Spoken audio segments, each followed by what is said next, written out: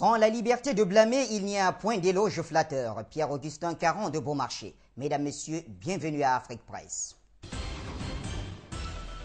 Nous commençons par la Tunisie où le quotidien Le Temps met à sa une plusieurs interrogations sur la cohabitation entre Béji Caïd, Essebsi et Ennahda.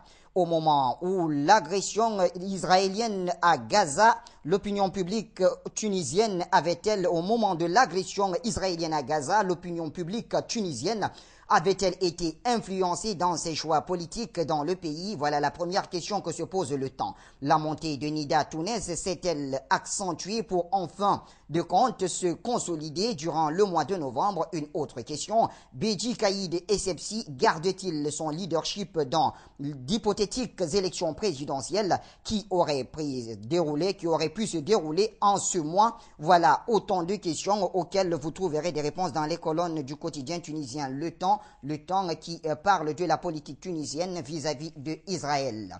Entre Ouzine et Tatou, c'est la confrontation à la une d'aujourd'hui le Maroc. Interviewé par votre journal Aujourd'hui le Maroc sur son accusation par des responsables au sein de la jeunesse Haraki d'organiser un putsch, Mohamed Ouzine a tenu à préciser qu'il ne pouvait rentrer en confrontation avec une institution qu'il aurait lui-même créée. Il n'y aurait pas lieu de parler de confrontation entre Ouzine et Tatou, indique-t-il, en précisant dans les colonnes d'Aujourd'hui le Maroc que les siens et lui-même vont empêcher toute tentative destinée à tailler les statuts de cette organisation sur mesure pour permettre à un secrétaire général ou tout autre responsable de rester plus longtemps dans son poste. En Algérie, le quotidien d'Oran dans les affaires internes du pays révèle que les dernières augmentations salariales de l'ordre de 679 milliards de dirhams ont rapporté au Trésor public 422,6 milliards, soit environ 5,5 milliards de dollars pour les 9 premiers mois de l'année à travers l'impôt sur le revenu global retenu à la source. C'est ce que le quotidien d'Oran a appelé ce que payent les travailleurs à l'État. Autre titre du quotidien d'Oran, c'est sur le Mali. Le patron de l'Africom soutient la position algérienne. Selon le journal, la position de l'Algérie vis-à-vis de la crise malienne et la présence des groupes terroristes au nord du pays vient une fois de plus d'être mise en relief par un responsable militaire américain. Il s'agit du commandant des forces américaines en Afrique, l'Africom, le général Carter Ham, qui apporte une autre pierre de poids sur la stratégie développée par l'Algérie pour résoudre pacifiquement cette crise. Les détails sont à lire dans les colonnes du quotidien d'Oran, c'est en Algérie. Et l'essor malien dit pendant ce temps à sa une que Cheikh Modi Bodiara plaide de la cause malienne. Selon le journal, le premier ministre malien qui a rencontré Laurent Fabius, le ministre français des Affaires étrangères, c'était pour parler du déploiement d'une force militaire internationale et du retour des partenaires techniques et financiers. Le quotidien national d'information au Mali nous apprend que la France a réaffirmé sa détermination et sa disponibilité à soutenir le Mali afin que celui-ci recouvre son intégrité territoriale et sorte de sa crise actuelle. Au Sénégal, le Sud Quotidien rapporte ce matin que le PDS reprend la rue contre les audits sélectifs entre guillemets et la vie chère. Le journal révèle que les libéraux du Parti démocratique sénégalais, parti de l'ancien président Abdoulaye Wade, appellent au grand rassemblement le mardi 4 décembre prochain. Ils protestent ainsi contre les audits sélectifs et la vie chère. Sud Quotidien souligne que la décision a été prise lundi dernier à l'issue de la réunion du comité directeur du parti. Quittons le Sénégal pour la Côte d'Ivoire où Le Temps parle d'insécurité, de dictature, torture et massacre. C'est par cela que le régime Ouattara bat les records de crimes selon Le Temps. Le journal souligne que des rapports sont de plus en plus accablants sur ce régime d'Alassane Dramane Ouattara.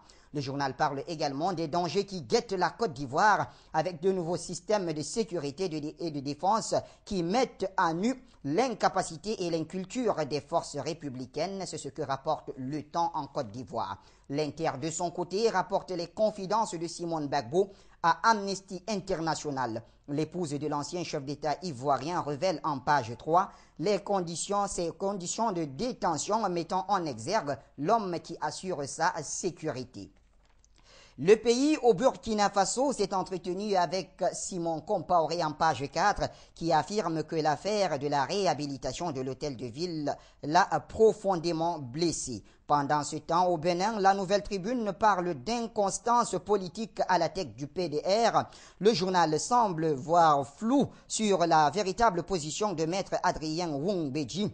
Mouvancier ou opposant, s'interroge le journal qui note que Adrien Wongbeji n'est pas exempt de critiques si son parti a fait une demande de déclaration officielle d'appartenance à l'opposition. Lui se comporte comme un président sans frontières qui multiplie curieusement les Gentleman Agreement avec Boni Yayi, son challenger de 2012 dont il a contesté la réélection, d'où la une de la Nouvelle Tribune, Adrien Wongbeji de l'opposition à la compromission. Où en est-on avec le Sensad? Le journal du Tchad s'interroge sur l'intégration africaine. Un an après la mort du guide libyen Mohamed Kadhafi, le Sensad a du plomb dans l'aile, constate le journal du Tchad. Afin de définir les nouveaux objectifs de l'institution, comme le souhaitaient les nouvelles autorités libyennes, un sommet des chefs d'État et de gouvernement est prévu ce 28 novembre dans la capitale tchadienne N'Djamena. Quel sera l'avenir de la communauté des États sahélo-sahariens? C'est la question que se pose le journal du Tchad. Au Cameroun, le Messager parle des feuilles de route. Paul Biya note enfin ses ministres. Le journal rapporte que le Conseil des ministres s'est tenu hier, présidé par le président Paul Biya en personne, 11 mois après la formation du gouvernement. Selon le journal, au cours de ce conseil, le président de la République a entériné le classement par département ministériel et secteur d'activité, s'amendant ainsi d'un engagement pris en juin dernier. Le journal parle également de quand le régime de Yaoundé roule pour l'inertie.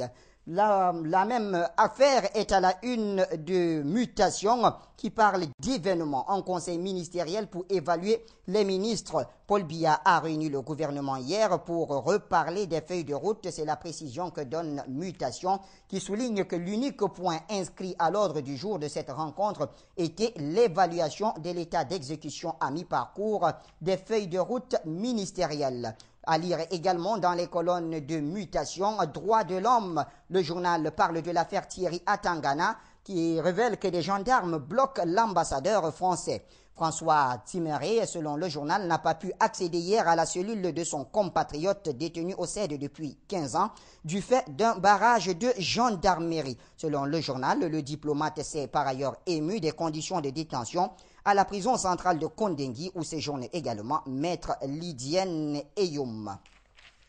Quittons le Cameroun par l'effort, l'hebdomadaire catholique d'information qui s'interroge ce matin sur la question pastorale. Tout le monde a-t-il le droit aux obsèques chrétiennes? Voilà la question donc que se pose l'effort, l'hebdomadaire catholique d'information. Selon le journal, on attend de l'Église qu'elle donne un sens à l'événement de la mort, qu'elle propose une parole d'espérance pour les vivants et les morts et qu'elle soutienne spirituellement les familles endeuillées. Votre journal donc rapporte des éclairages sur le thème de la mort à travers les réflexions suivantes. Quelle est l'importance des messes de Requiem? Les voleurs tués au cours des braquages, les assassins, les polygames ont-ils aussi droit aux obsèques religieuses? C'est entre autres les questions que se pose l'effort, l'hebdomadaire catholique d'information et que vous retrouverez certainement des réponses en lisant en pages 6 et 7. En République démocratique du Congo à présent, l'observateur qui suit de près l'évolution de la crise rapporte que, sous forte pression de tous les côtés, le M23 accepte de quitter Goma et Saké. Selon le journal, les rebelles qui disent avoir énormément du respect pour les chefs d'État des pays de la région des Grands Lacs ont accepté de se retirer de Goma et de Saké sans précision de date de ce retrait. Mais le journal nous apprend qu'ils ont également posé quelques conditions, parmi lesquelles la libération des prisonniers politiques et le retrait des groupes armés étrangers actifs en République démocratique du Congo. Les autres détails sont à lire dans les colonnes de l'Observateur. Groupe L'Avenir, de son côté, parle du piège, faisant allusion à l'attitude des FDLR contre le Rwanda. Le journal indique que pendant que les pressions diplomatiques sont exigées sur le M23 pour qu'il quitte sans ménagement la ville de Goma, c'est le moment qu'ont choisi les services secrets rwandais relayés par certains médias étrangers acquis à leur cause pour monter de toutes pièces une attaque qu'auraient perpétrée à partir du territoire congolais les rebelles des forces démocratiques pour la libération du Rwanda. Groupe L'Avenir précise que selon ses sources, ceci n'est qu'un mirage ou même un miracle qui émane d'une utopie illusoire qui serait un succès de fou. Au pays des hommes intègres aussi, on s'interroge sur la menace d'attaque contre le M23. Fanfaronnade ou sincérité de Kinshasa, s'interroge le pays. Selon le journal, malgré l'ultimatum lancé par les pays des Grands Lacs, le M23 n'a pas bougé d'un iota. Le pays révèle que l'ultimatum a expiré depuis avant-hier, d'où la nécessité de se demander si la menace de Kinshasa n'était qu'un bluff. Regard à la une du journal de Bangui en République centrafricaine. Les populations jugent le bilan de la traque de Joseph Kony. Malgré la forte présence militaire internationale, la capture du leader de la LRA reste, selon le journal de Bangui, une chimère et cela indigne la population. Le journal relève que pour les habitants de la ville d'Obo et autres, il est difficile de comprendre que malgré cette forte présence militaire, la LRA continue d'attaquer des villages aux portes même des villes. Le regard du journal de Bangui nous en dit plus. À la une de Gabon Libre, on rend hommage à Fortuna Obiang, prisonnier de la critique littéraire gabonaise. Selon Gabon Libre, parmi les Gabonais qui méritent le qualificatif d'intellectuel figure indiscutablement Fortuna Obiang Essono. Maître assistant, enseignant-chercheur au département des lettres modernes de l'université Omar Bongo de Libreville, défenseur de causes humanitaires nobles, l'homme a tiré sa révérence le 18 novembre dernier des suites d'une longue maladie. Gabon Libre, la voix du peuple gabonais, lui rend un hommage à sa une ce jour. Et puis dans les îles Al-Watwan, le premier journal des Comores rapporte quelques clauses du 16e sommet du COMESA qui s'est tenu la semaine dernière à Kampala en Ouganda. Le journal révèle principalement la position des Comores, dont le président a souligné le rôle important que jouent les micro, petites et moyennes entreprises dans l'économie des États membres du COMESA et la nécessité d'assurer leur promotion. Les Comores souhaitent un soutien pour réduire le coût de l'énergie, peut-on lire à la une de Al-Watwan, le premier journal des Comores.